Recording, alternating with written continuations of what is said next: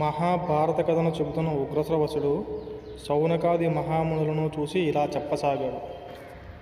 అప్పటికి పాండవులు కౌరవులు ద్రోణుని వద్ద అస్త్రశస్త్ర విద్యలు నేర్చుకుంటున్న సమయం అది. ఒకరోజు ద్రోణుడు రాకుమారుల అస్త్ర విద్యా ప్రదర్శనను వ్యాసుడు, భీష్ముడు, విదురుడు, కృపుడు, శౌల్యుడు, శకుని, సోమదత్తుడు మొదలైన పెద్దల ముందు ఏర్పాటు చేయవలసిందిగా ధృతరాష్ట్రుడిని కోరాడు. దానికి ధృతరాష్ట్రుడు సమ్మతించాడు. విదురుని తగు ఏర్పాట్లు చేయమని కోరాడు. విదురుడు ఒక ప్రదర్శనశాలను నిర్మింపజేశాడు. అస్త్ర విద్య ప్రదర్శనకు ధృతరాష్ట్రుడు, గాంధారి విచ్చేశారు. తగు ఆసనాలతో ఆసీనులయ్యారు. ఇంకా వ్యాసమహర్షి, కృపాచార్యుడు, శౌల్యుడు, శకుని, భీష్ముడు, విదురుడు, సోమదత్తుడు మొదలైన ప్రముఖులు తమ తమ ఆసనాలతో ఆసీనులయ్యారు. ద్రోణాచార్యుడు తెల్లని వస్త్రాలు ధరించి అక్కడికి విచ్చేశాడు. ఆయన వెనుక పాండుకుమారులు, ధృతరాష్ట్ర కుమారులు వయసును బట్టి వరుస క్రమంలో నిల్చున్నారు. ముందు కొంతసేపు రాకుమారుల అస్త్రశస్త్ర ప్రదర్శన అయిన తరువాత భీముడు, దుర్యోధనుడు గదలు తీసుకుని తమ గదా యుద్ధ నైపుణ్యాన్ని ప్రదర్శించారు. వారు ఇరువురు కొదమ సింగాల వలె పోరాడుతున్నారు. ఈ ప్రదర్శన విశేషాలన్నీ విదురుడు గాంధారి, ధృతరాష్ట్రులకు వివరంగా చెబుతున్నాడు. భీమ, దుర్యోధన గదా యుద్ధాన్ని చూస్తున్న పౌరులు తమలో తాము ఆవేశాలు పెంచుకుంటున్నారు.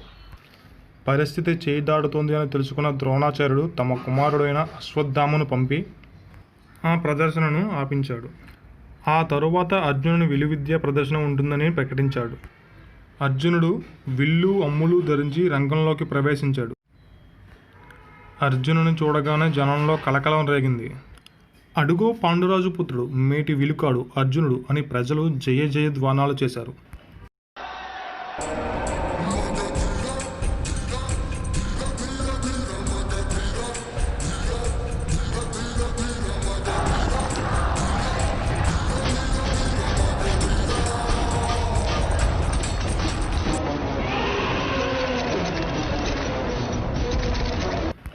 అర్జునుని చూసి కుంతీదేవి తన కుమారుడు ప్రయోజకుడైనందుకు ఎంతో ఆనందించింది.